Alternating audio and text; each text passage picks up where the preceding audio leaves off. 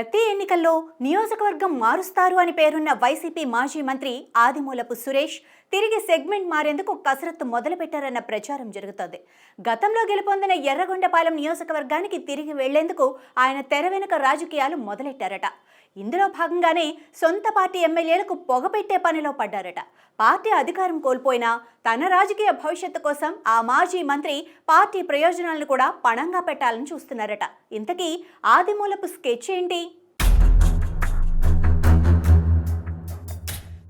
ప్రకాశం జిల్లా వైసీపీలో మాజీ మంత్రి ఆదిమూలపు సురేష్ వ్యవహారం హాట్ టాపిక్ గా మారింది. ఇప్పుడు ఆయన తన రాజకీయ భవిష్యత్తు కోసం సొంత నియోజకవర్గం ఎర్రగొండపాలెం తిరిగి వెళ్లేందుకు రంగం సిద్ధం చేసుకుంటున్నట్లు ఫ్యాన్ పార్టీలో గుసగుసలు మొదలయ్యాయి. ఎర్రగొండపాలెం నియోజకవర్గం వైసీపీలో ఉన్న తన అనుచరుల్ని టీడీపీలో చేర్చటమే లక్ష్యంగా ఆదిమూలపు సురేష్ పావులు కదుపుతున్నారన్న ప్రచారం జిల్లా రాజకీయ వర్గాల్లో హాట్ టాపిక్ గా మారింది. 2024 ఎన్నికల సమయంలో తనకు కాకుండా పోయిన ఎర్రగొండపాలెంలో తాత్కాలికంగా ఫ్యాన్ పార్టీని వీక్ చేసి తిరిగి అక్కడ పాగా వేయాలని సురేష్ ప్రయత్నిస్తున్నారట. ఆ క్రమంలో ఆదిమూలపు సురేష్ వ్యవహారం వైసీపీలో తీవ్ర చర్చనీయాంశంగా మారిందట. 2009లో రాజకీయాల్లోకి వచ్చిన ఆదిమూలపు సురేష్ ఆ ఎన్నికల్లో కాంగ్రెస్ పార్టీ నుండి పోటీ చేసి ఎర్రగొండపాలెం ఎమ్మెల్యేగా గెలుపొందారు. 2014 ఎన్నికలలో సంతనూతలపాడు నియోజకవర్గానికి మారి వైసీపీ నుండి గెలుపొందారు. 2019లో తిరిగి తన నియోజకవర్గమైన ఎర్రగొండపాలెం వెళ్లిన సురేష్ ఆ ఎన్నికల్లోనూ గెలిచి జగన్ ప్రభుత్వంలో మంత్రిగా పనిచేశారు. మంత్రివర్గ పునర్వ్యవస్థీకరణలోనూ ఆదిమూలపు సురేష్కి రెండోసారి మంత్రిగా అవకాశం లభించింది. గత వైసీపీ ప్రభుత్వంలో ప్రకాశం జిల్లాలో సురేష్తో పాటు మంత్రివర్గంలో ఉన్న సీనియర్ నాయకుడు జగన్ బంధువైన బాలినేని శ్రీనివాసరెడ్డిని 3 ఏళ్లకే పక్కన పెట్టిన సురేష్ని 5 ఏళ్ల పాటు కొనసాగించారు. దానిపై అప్పట్లో బాలినేని అలకపాన్పు ఎక్కటంతో వైసీపీ ముఖ్య నేతలు రంగంలోకి దిగి బుజ్జగించాల్సి వచ్చింది. మంత్రిగా ఆదిమూలపు సురేష్పై అంత నమ్మకం ఉంచిన జగన్ టికెట్ దగ్గరకు వచ్చేసరికి మరోసారి ఆయనకు జలకిచ్చారు. 2024 ఎన్నికల్లో ఆదిమూలపు సురేష్ని కొండపి నియోజకవర్గానికి మార్చారు. తప్పనిసరి పరిస్థితుల్లో ఆయన కొండపి నుండి పోటీ చేయటం, ఓటమి పాలవటం జరిగిపోయాయి.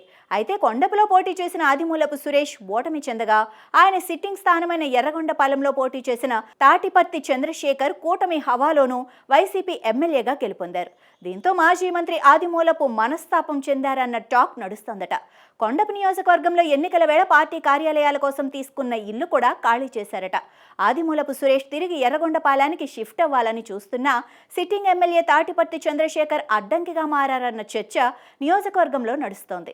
తిరిగి నియోజకవర్గంలో అడుగు పెట్టాలంటే సిట్టింగ్ ఎమ్మెల్యేగా ఉన్న తాటిపర్తి చంద్రశేఖర్ పరపతిని తగ్గించటమే మార్గమని భావిస్తున్న ఆదిమూలపు సురేష్ ఆ పనిలో పడ్డారన్న ప్రచారం జరుగుతోంది.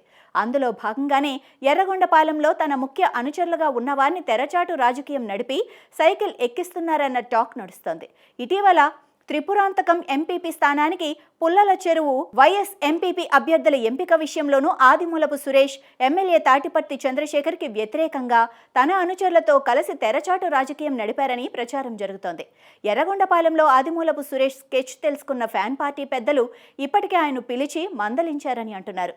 ఒకవైపు టీడీపీలోకి తన అనుచరులను పంపుతూ ఎర్రగొండపాలెంలో వైసీపీని వీక్ చేయాలని ఆయన చేస్తున్న ప్రయత్నాలపై పార్టీ శ్రేణులు ఆగ్రహం వ్యక్తం చేస్తున్నాయట.